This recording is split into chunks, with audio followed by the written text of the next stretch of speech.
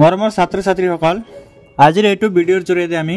অনুশীলনী 12.2 দিয়া 3 নম্বৰ প্ৰশ্নটোৰ সমাধান উলিয়াম। ইয়াৰ আগতে আমি প্ৰশ্ন 1 আৰু 2 ৰ সমাধান উলিয়াইছিলো। যদি তোমালোক হেতু চোৱা নাই চাই লবা। আজিৰ 3 নম্বৰ প্ৰশ্নটো হৈছে চিত্ৰত দেখুওৱাৰ দৰে ৰাধাই ৰঙীন কাগজেৰে এৰোপ্লেনৰ এটা চিত্ৰ তৈয়াৰ কৰিলে। তে ব্যৱহাৰ কৰা কাগজৰ মুঠ কালি উলিওৱা। ঠিক আছে, কে ৰাধাই এজনী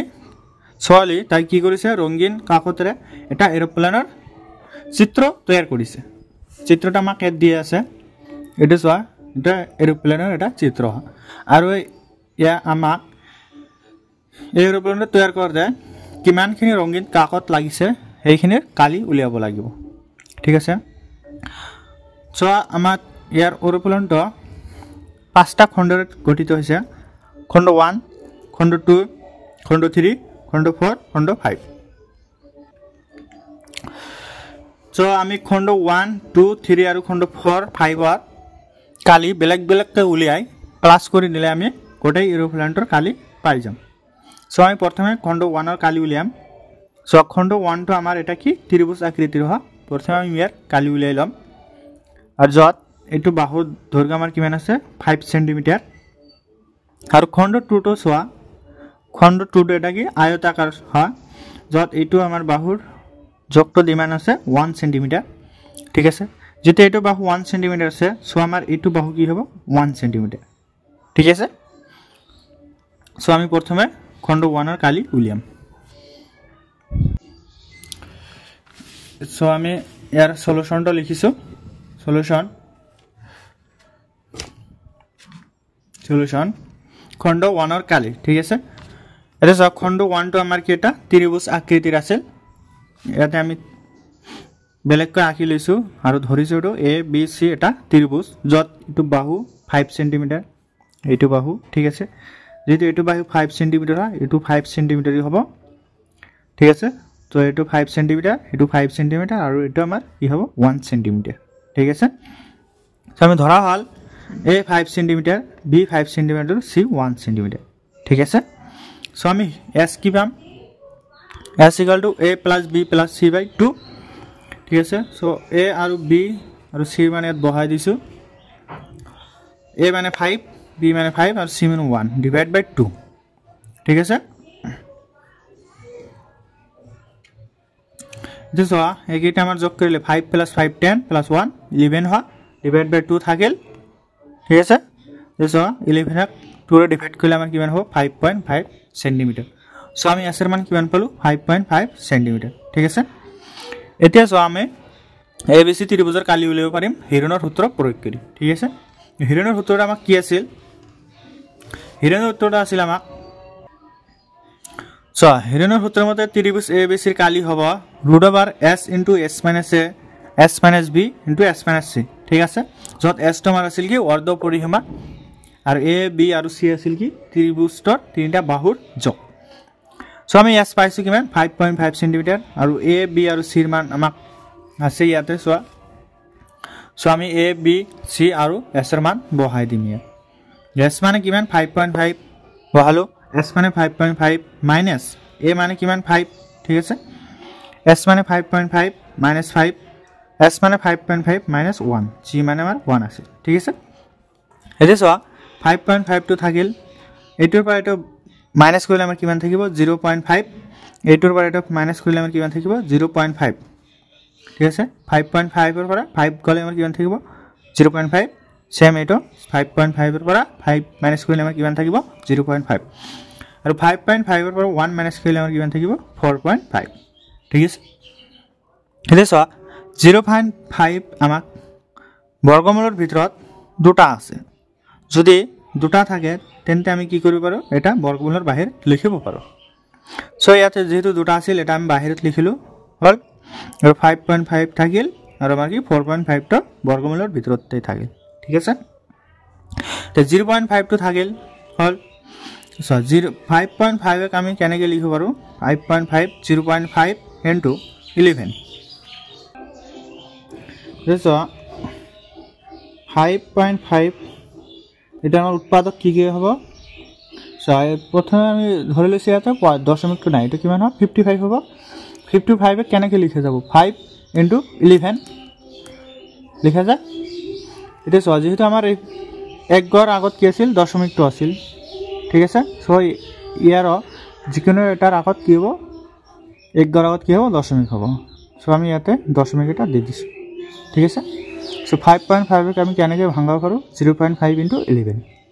সো আমি লিখিছোঁ 0.5 × 11 আৰু 4.5 আমি কেনেকৈ লিখিব পাৰোঁ 4.5 0.5 × 9 লিখা যায় 5 নং 45 ঠিক আছে আৰু যদি 1 গড় আগত পয়েন্ট আছে ইয়াতে 1 গড় আগত কি হ'ব পয়েন্ট হ'ব হল আকৌ ইয়াত চোৱা দশমিকৰ ভিতৰত আমাৰ দুটা 0.5 আছে সো আমি এটা বাহিৰত লিখিব পাৰোঁ হল আগতে এটা আছিল আৰু ইয়াৰ পৰা এটা বাহিৰত আহিল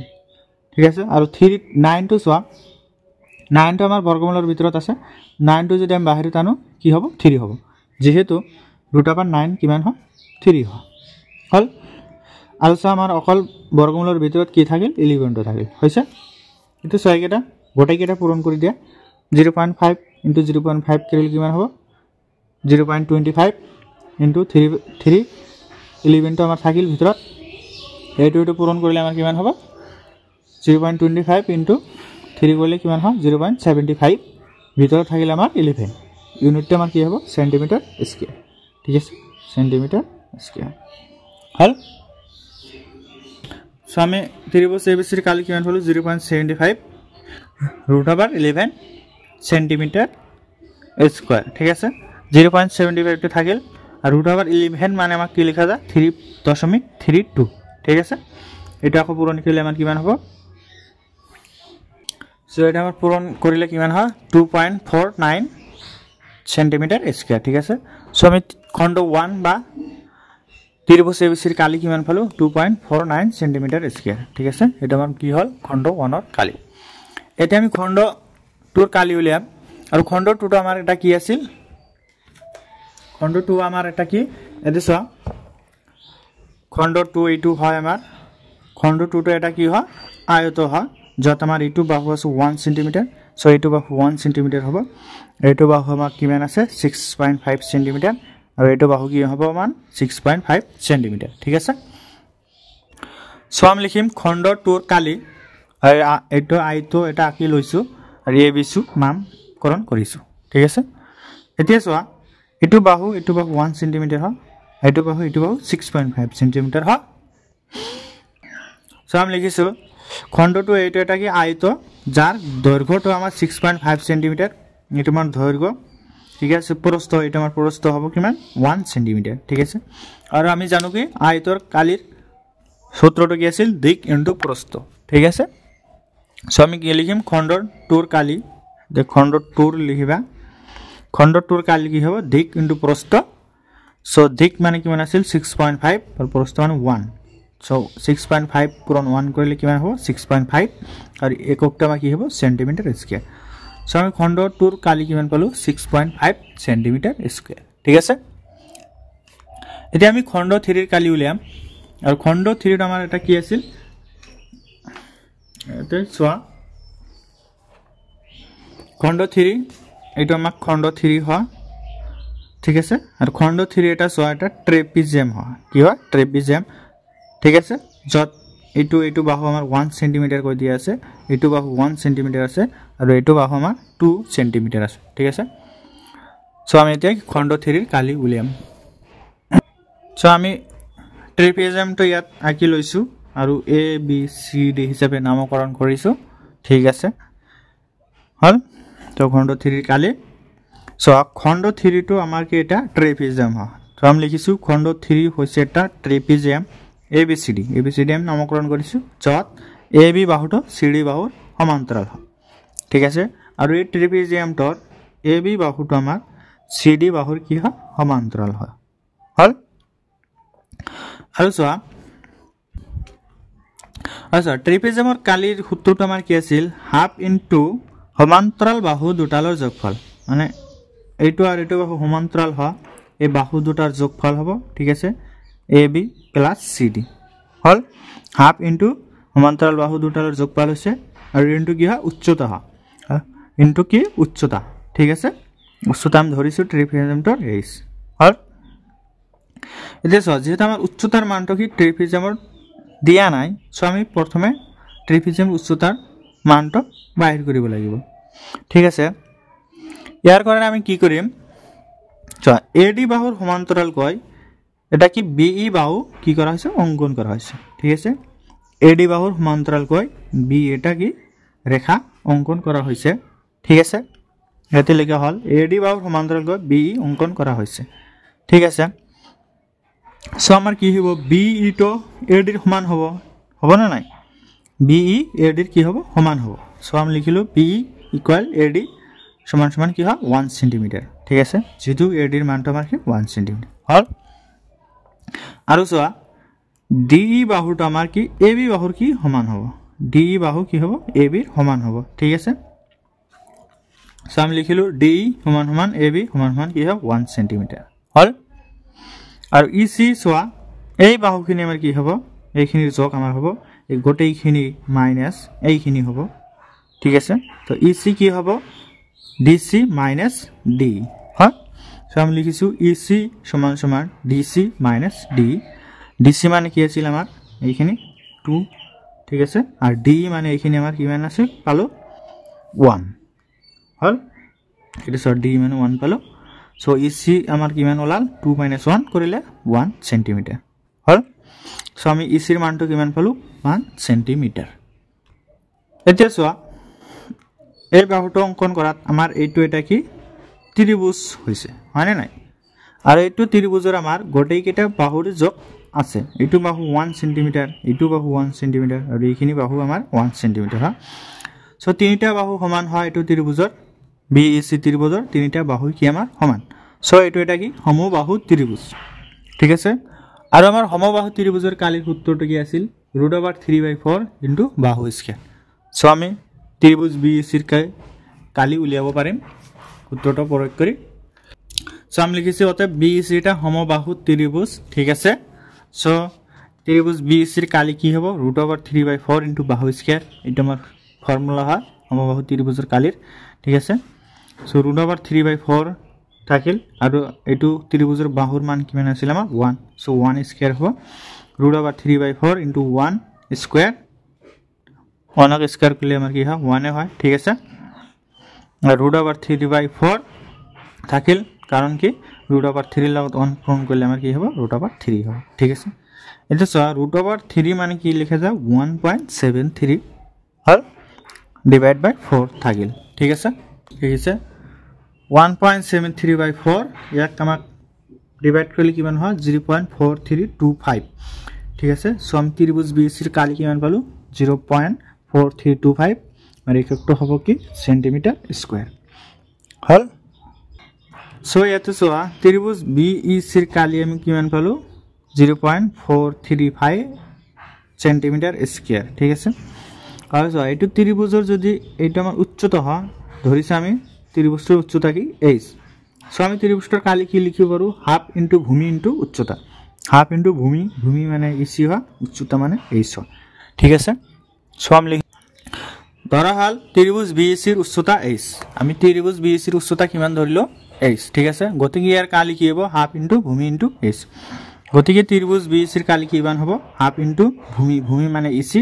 উচ্চতা মানে h ঠিক আছে সো আমি কালি কিমান পাইছিলো 0.4325 এটো বহাই দিলো হাফ ইনটু ভূমি ইসিৰ মান আমাৰ কিমান আছিল 1 আৰু h টো থাকিল ঠিক আছে এতিয়া চোৱা 2 টো আমাৰ ইফালে কি হৰণ হৈ আছে সো ইফালে আহিলে আমাৰ কি হ'ব পূৰণ হ'ব সো 2 টো ইফালে আনিলে আমি পূৰণ হল 2 ইনটু 0.4325 ইকুয়াল টু h থাকিল ঠিক আছে আৰু এইটো লগত এটো আমাক পূৰণ কৰিলে কিমান হয় 0.865 সো আমি h টো কিমান পালো 0.865 সেন্টিমিটার ঠিক আছে আমি কি পালো ত্ৰিভুজৰ উচ্চতা 0.865 সেন্টিমিটাৰ ঠিক আছে আকৌ তোমালোক ইয়াত চোৱা এইটো ত্ৰিভুজৰ উচ্চতা h হয় ঠিক আছে এই h2 এটো ট্ৰেপিজিয়ামৰ উচ্চতা হয় না নাই ভালকে চোৱা তোমা এটো ট্ৰেপিজিয়ামৰ সমান্তৰাল বাহু দুটা ঠিক আছে এই সমান্তৰাল বাহু দুটাৰ মাজৰ দূৰত্ব কি হয় h ঠিক আছে আৰু h টি আমাৰ কি হয় ট্ৰেপিজিয়ামৰ উচ্চতা আর এইটো এসটি আমার কি হয় ত্রিভুজ বিইসির উচ্চতা ঠিক আছে সো আমি কি লিখিম এই ত্রিভুজটির উচ্চতা ট্রিপিজিয়ামের উচ্চতা হয় ঠিক আছে আমি কি লিখিলো এবিসিডি ট্রিপিজিয়ামের উচ্চতা ত্রিভুজ বিইসির উচ্চতার হইতে একে হয় ত্রিভুজ বিইসির উচ্চতার হইতে একে হয় ট্রিপিজিয়ামের উচ্চতার ঠিক আছে সো আমি কি লিখিম এবিসিডি ট্রিপিজিয়ামের কালি কি হবে হাফ ইনটু সমান্তরাল বাহু দুটালৰ যোগফল ঠিক আছে সমান্তৰাল বাহু দুটালৰ যোগফল সমান্তৰাল বাহু দুটা কি আছিল আমাৰ এবি প্লাস সিডি ইনটু উচ্চতা মানে আমাৰ এইচ ঠিক আছে তো আমাৰ থাকিল হাফ থাকিল এবিৰ মান আমাৰ কিমান আছিল 1 আৰু সিডিৰ মান কিমান আছিল 2 পুৰণ উচ্চতা আছিল আমাৰ 0.865 এইচৰ মানটো বহাই দিছো তো হাফ থাকিল 1 + 2 কৰিলে 3 হয় ঠিক আছে আর এটা কি থাকিল আমার সো আমার এটা কিমান থাকিল 0.865 হোক আকো 2 রে কাটিলে কিমান বাড়া 0.4325 তো 3 টো থাকিল এটা আকো পূরণ করলে কিমান হয় 1.29 আর একটু কি হবে সেন্টিমিটার স্কয়ার এটা আমি প্রায় কি লিখিব পারো 1.3 সেন্টিমিটার স্কয়ার ঠিক আছে সো আমি এবিসিডি ট্রিপিজিয়ামের কালি কিমান পালো 1.3 সেন্টিমিটার স্কয়ার আর এবিসিডি ট্রিপিজিয়াম মানলে কি হয় খণ্ড 3 এর কালি পালো আমি ঠিক আছে খণ্ড 3 এর কালি আমি কিমান পালো 1.3 সেন্টিমিটার স্কয়ার ঠিক আছে এতিয়া আমি খণ্ড 4 এর কালি উলিয়াম ঠিক আছে আর খণ্ড 4 আর 5 তো সোয়া খণ্ড 4 আর খণ্ড 5 তো সোয়া দুটা একেই হয় আর দুটা কি আমার সমকোণী ত্রিভুজ ঠিক আছে যত আমার এটু বাহুর দৈর্ঘ্য দিয়া আছে 6 সেন্টিমিটার আর এটু এইখিনি আছে আমার 1.5 সেন্টিমিটার ঠিক আছে আর দুইটা কি আমার সমকোণী ত্রিভুজ সো দুইটার কালি কি আমার একই হবে ঠিক আছে আর ত্রিভুজের কালির সূত্রটা আমি কি জানো সো আমি লিখিলো খণ্ড 4 আর 5 এর কালি খণ্ড 4 আর 5 হইছে সমকোণী ত্রিভুজ যার উচ্চতা কিমান হয় 6 সেন্টিমিটার আর ভূমি কিমান হয় 1.5 সেন্টিমিটার ঠিক আছে গতিকে খণ্ড 4 এর কালি কি হবে হাফ ইনটু ভূমি ভূমি মানে 1.5 ইনটু উচ্চতা মানে 6 ঠিক আছে মানে সমকোণী ত্রিভুজের কালি কি হয় কালির সূত্রটা আমি ছিল আমার হাফ ইনটু ভূমি ইনটু উচ্চতা ঠিক আছে সো হাফ ভূমি মানে কিমান 1.5 উচ্চতা মানে কিমান 6 ঠিক আছে এইটো 2 6 ৰে কাটিলে কিমান যায় 3 বাৰ যায় ঠিক আছে আৰু 3 লগত 1.5 পূৰণ কৰিলে কিমান হ'ব 4.5 সেন্টিমিটার স্কয়ার সো আমি খণ্ড 4 এর কালি কিমান পালো 4.5 সেন্টিমিটার স্কয়ার ঠিক হেদরে খণ্ড 5 এর কালি কি হবে হাফ ইনটু ভূমি ইনটু উচ্চতা ঠিক আছে ভূমি মানে 1.5 উচ্চতা মানে 6 তো কাটাকাটি করলে আমার কিমান হবে 4.5 সেন্টিমিটার স্কয়ার ঠিক আছে এটা কাটিলে কিমান বাৰ যায় 3 বাৰ আর 3 লগত 1.5 পূরণ করলে কিমান হয় 4.5 সেন্টিমিটার স্কয়ার ঠিক আছে সো আমি খণ্ড 5 এর কালি কি পালো 4.5 সেন্টিমিটার স্কয়ার সো এতিয়ালৈকে আমি 5টা খণ্ডৰ কালি উলিয়ালো এতিয়া আমি কি কৰিম এই 5টা খণ্ডৰ কালি সমষ্টি কৰিম বা প্লাস কৰিম আৰু এই যোগফলে আমাক কি দিব এৰিফলেণ্টৰ কালি ঠিক আছে বা এৰিফলেণ্ট বনাওতে ব্যৱহাৰ কৰা ৰঙীন কাগজৰ কালি ঠিক আছে সম লিখিম গতিকে ব্যৱহাৰ কৰা কাগজৰ মুঠ কালি কিমান হ'ব খণ্ড 1 এর কালি প্লাস খণ্ড 2 এর কালি প্লাস খণ্ড 3 এর কালি প্লাস খণ্ড 4 এর কালি প্লাস খণ্ড 5 এর কালি ঠিক আছে ঠিক আছে সো এতিয়া আমি খণ্ড 1 এর কালি কিমান পাইছিলো 2.49 সেন্টিমিটার স্কয়ার খণ্ড 2 এর কালি কিমান পাইছিলো 6.5 সেন্টিমিটার স্কয়ার খণ্ড 3 এর কালি কিমান পাইছিলো 1.3 সেন্টিমিটার স্কয়ার খণ্ড 4 এর কালি কিমান পালো 4.5 সেন্টিমিটার স্কয়ার আর খণ্ড 5 এর কালি কিমান পালো 4.5 সেন্টিমিটার স্কয়ার ঠিক আছে এই ঘটেকিটা প্লাস করলে আমার কিমান হয় 19.28 সেন্টিমিটার স্কয়ার এটা প্রায় আমার কি লেখা যায় 19.3 সেন্টিমিটার স্কয়ার ঠিক আছে এটা সব প্লাস করিছো ঘটেকিটা প্লাস করলে আমার কি হয় 19.3 সেন্টিমিটার স্কয়ার ঠিক আছে এটি আমার কি সমাধান হয় ঠিক আছে আশা করি সকলে বুঝি পাইছা ঠিক আছে তোমালোকে যদি চ্যানেলটা সাবস্ক্রাইব করা নাই তো সাবস্ক্রাইব করে দিবা আর ভিডিওটা সম্পূর্ণকৈ চোৱাৰ কাৰণে ধন্যবাদ জানাইছো তোমালোকক থ্যাংক ইউ এভৰিওয়ান